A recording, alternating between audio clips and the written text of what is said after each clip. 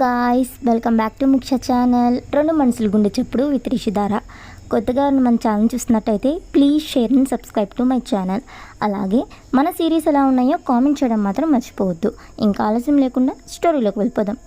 ఇంకా వసు రిషి దగ్గరికి వెళ్ళింది కదా.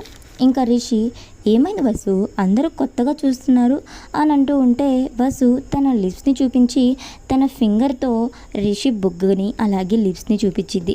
రిషికి ఇందాక జరిగింది గుర్తుకు వచ్చింది. ఇంకా వసు సిగ్గుపడుతూ రిషిని హక్ చేసుకొని ఇంకా ఫేస్ని దాచేసుకుంటుంది. ఇంకా రిషి కూడా తన చేతిలో ఉన్న ఫైల్స్ని ఫేస్కి అడ్డుకు పెట్టేసుకొని సిగ్గుపడుతూ ఉంటాడు. ఇంకా అద్దరు నవ్వుకుంటూ వెళ్ళిపోతారు. కొంచెంసేపు తర్వాత వసు రిషిని సోఫాలో కూర్చోపెట్టి ఫేస్ మీద ఉన్న లిప్స్ మరకల్ని తుడుస్తూ, చూసుకోవాలి కదా బావా అని అంటుంది. రిషి, మర్చిపోయాను వసు అని అంటాడు. ఇంతలో సుజాత గారు బయటికి వచ్చి, ఇదిగో వసు, టిఫిన్ ప్యాక్ చేశాను, ఆఫీస్కి వెళ్ళి తినండి అని క్యారేజ్ ఇస్తారు. ఇంకా వసు ఓకే అమ్మా అని అంటుంది. ఇంకా రిషి వసు పాప వెళ్ళి కారులో కూర్చుంటారు. రిషి సీట్ బెల్ట్ పెట్టుకుంటూ, వసు సీట్ పెట్టుకో అని అంటాడు. వసు పాపతో ఆడుకుంటూ, నువ్వే పెట్టు బావా అని అంటుంది.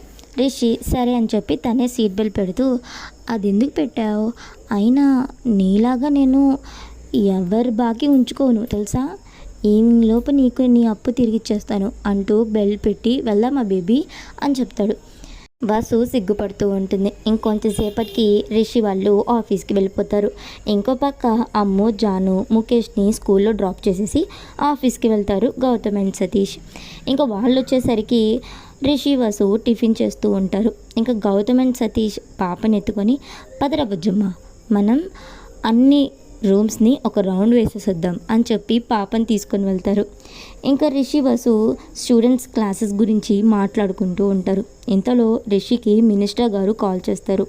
రిషి, హలో సార్ చెప్పండి అని అంటూ ఉంటే మినిస్టర్ గారు, హలో రిషి, స్టూడెంట్స్కి ఇంటర్వ్యూస్ ఎప్పటి నుంచి కండక్ట్ చేయాలనుకుంటున్నారు అని అడుగుతారు. రిషి, ఇంకో 2 డేస్లో స్టార్ట్ అవుతుంది సార్, అలాగే ఇన్స్పెక్షన్ చేయడానికి ఎవరో రాహుల్ అనే పర్సన్ వస్తున్నారంట సార్ అని అంటారు. ఇంకా మినిస్టర్ గారు ఓకే రిషి అని మాట్లాడుతూ ఉంటారు. రిషి కొంచెంసేపు తర్వాత ఓకే సార్ అని చెప్పి కాల్ కట్ చేస్తారు. వసు, ఏం చెప్పారు బాబా మినిస్టర్ గారు అని అడుగుతుంది. రిషి, ఇంటర్వ్యూస్ గురించి గవర్నమెంట్ కూడా కొలాబరేట్ అవ్వడంతో చాలా కంపెనీస్ మన ట్రైనింగ్ సెంటర్ స్టూడెంట్స్ని హైర్ చేసుకోవడానికి చాలా ఇంట్రెస్ట్ చూపిస్తున్నారంట, దాని గురించి మాట్లాడుతున్నారు అని అంటారు.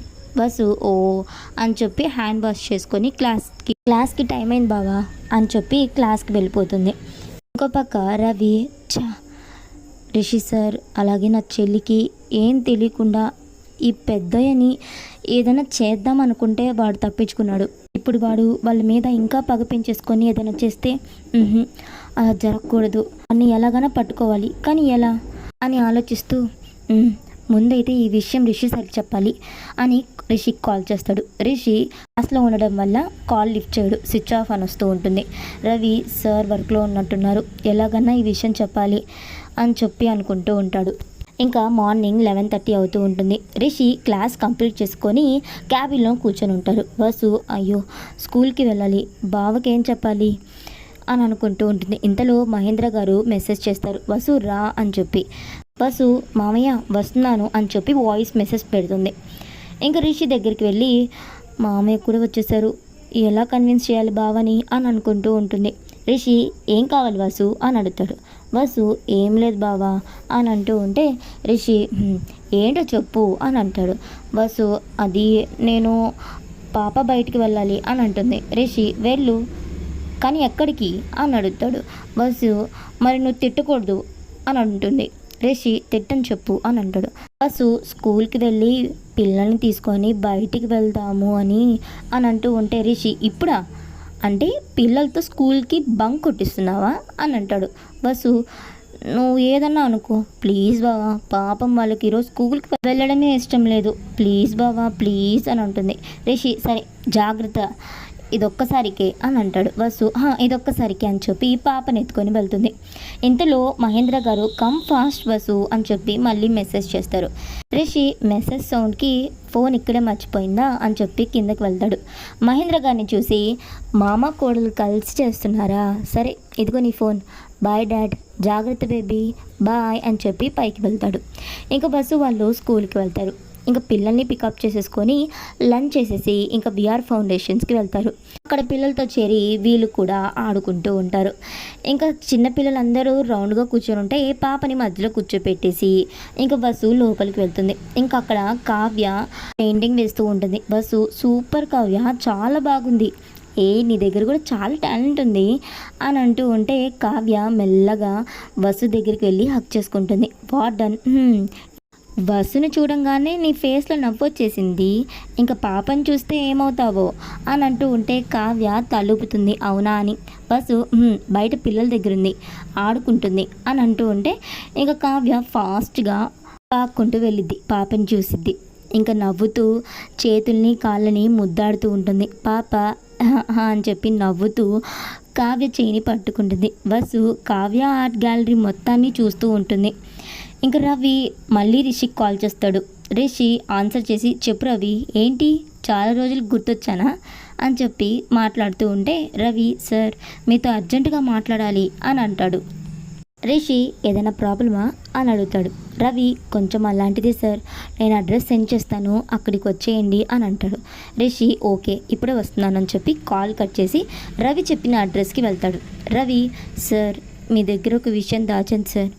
రిషి, ఏంటి అని అంటూ ఉంటే రవి, పెద్ద మనుషులు మిమ్మల్ని వెతుక్కుంటూ వచ్చారు సార్. నేను మీ మనిషిని తెలియక నాకే మీ ఫోటోని చూపించి తిను తెలుసా అని అడిగారు. నేను తెలుసు అని చెప్పి ఇంకా వాళ్ళని తీసుకుని వచ్చేసి ఒక షెడ్లో కట్టిపడేశాను. వాళ్ళ ఫోన్ ద్వారా పెద్దయ్య ఎక్కడున్నాడో తెలుసుకోమని నా మనుషులు పెట్టి వెతికించాను, కానీ ఇప్పుడు వాడు తప్పించుకున్నారు సార్. మళ్ళీ మీకు ఏదైనా ఆపద తలపెడతారేమో అని భయంగా ఉంది సార్ అని అంటాడు. రిషి, ముందే చెప్పాల్సింది. సరే రవి, అవును వాళ్ళ మనుషులు నీ దగ్గరే ఉన్నారా అని అడుగుతాడు. రవి, ఈ షర్ట్లోనే దాచిపెట్టాను సార్ అని అంటాడు. రిషి, సరే అని చెప్పి ప్లాన్ చెప్తాడు. రవి, ఓకే సార్ అని చెప్పి లోపలికి ఫుడ్ తీసుకొని వెళ్ళి ఇదిగోండి తినండి అని చెప్పి అందరి కట్లు ఇప్పుతాడు. ఇంకా అందరు తినేసిన తర్వాత అందరూ కట్లు కట్టేసి ఫారూక్ ఒక్కడికే కట్లు కట్టకుండా బయటికి వచ్చేస్తాడు రవి.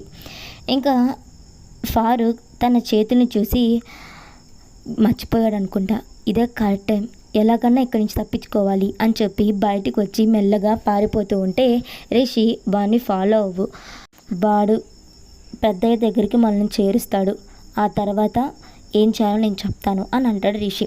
ఇంకో పక్క గౌతమ్, సతీష్ పిల్లల్ని పికప్ చేసుకోవడానికి స్కూల్కి వెళ్తారు. ఇంకా బస్సు వాళ్ళు ఇంటికి వస్తూ, అయ్యో ఇప్పటికీ లేట్ అయిపోయింది, స్కూల్ వదిలేసి ఉంటారు, అన్నయ్య వాళ్ళు కూడా వెళ్ళిపోయి ఉంటారు, ఇప్పుడు వీళ్ళు స్కూల్ బంక్ కొట్టారని చెప్పి తెలిసిపోతే ఇంట్లో చెప్పేస్తారు, ఇంకా అమ్మ అత్తయ్య నన్ను తిడతారు అంటూ మహేంద్ర గారికి చెప్తూ ఉంటే మహేంద్ర గారు, ఏం కాదు వసు, గౌతమ్ సతీష్ ఇంటికి వెళ్ళే లోపు మనం ఇంట్లో ఉంటాం అని అంటారు. ఇంకా గౌతమ్ సతీష్ స్కూల్కి వెళ్ళేసరికి అక్కడ పిల్లలు ఉండరు.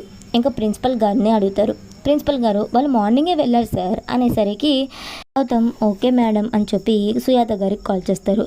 సుజాత గారు, పిల్లల్ని ఎంతసేపు తీసుకురావడానికి అని అంటారు. గౌతమ్కి అప్పుడు అర్థమైంది పిల్లలు ఇంట్లో లేరు అని చెప్పి. నాకు తెలిసి ఇది ఆ బస్సు పని అయి ఉంటుంది అని అనుకుంటాడు. ఇంకా ఈవినింగ్ 6 అవుతుంది. బస్సు వాళ్ళు ఇంటికి వస్తారు. సుజాత గారు, జగతి మేడం ఇంకా బస్సుని అలాగే మహేంద్ర గారిని కోపంగా చూస్తూ తిడుతూ ఉంటారు. ఏంజల్, పుష్ప ముఖేష్ని అలాగే అమ్ముని కోపంగా చూస్తూ ఉంటే అమ్ము, ముఖేష్, జాను బస్సు అలాగే మహేంద్ర గారి వెనక దాక్కుంటూ ఉంటారు. ఇంతలో రిషి లోపలికి వస్తూ వాళ్ళని చూసి సీన్ మొత్తం అర్థమయ్యి కావాలని లోపలికి కోపంగా వచ్చి, నీకు బుద్ధుందా వసు, పిల్లల్ని చేత ఎవరైనా స్కూల్ బంక్ కొట్టిస్తారా, పిల్లల్ని కూడా నీలాగే తయారు చేస్తున్నావు అని వసుని చూసి కనుకొడతాడు. నిన్ను అని చెప్పి చేయి లేపుతాడు. సుజాత గారు, జగతి మేడం, రిషి ఇంకోసారి చేయదులేనన్నా అని అంటారు. వసు తలదించుకొని నవ్వుకుంటూ ఉంటుంది. రిషి, రా బుజ్జమ్మ మనం వెళ్దాం అని అంటూ ఉంటే పాప రాదు. రిషి, అందరు అమ్మాయిలు నాన్న పార్టీ అంటారు, కానీ వాళ్ళు అమ్మని ఒక్క మాట అంటే చాలు వెంటనే పార్టీ మార్చేస్తారు అని అంటారు. చక్రం గారు, ఇది 100% కరెక్ట్ రిషి అని అంటారు. వసు నాన్న అని చెప్పి వాళ్ళ నాన్నని చూస్తూ ఉంటుంది. రిషి, లోపలికి వెళ్ళండి అని అంటాడు కొంచెం గట్టిగా. ఇంకా మహేంద్ర గారు, వసు నవ్వుకుంటూ లోపలికి వెళ్ళిపోతారు.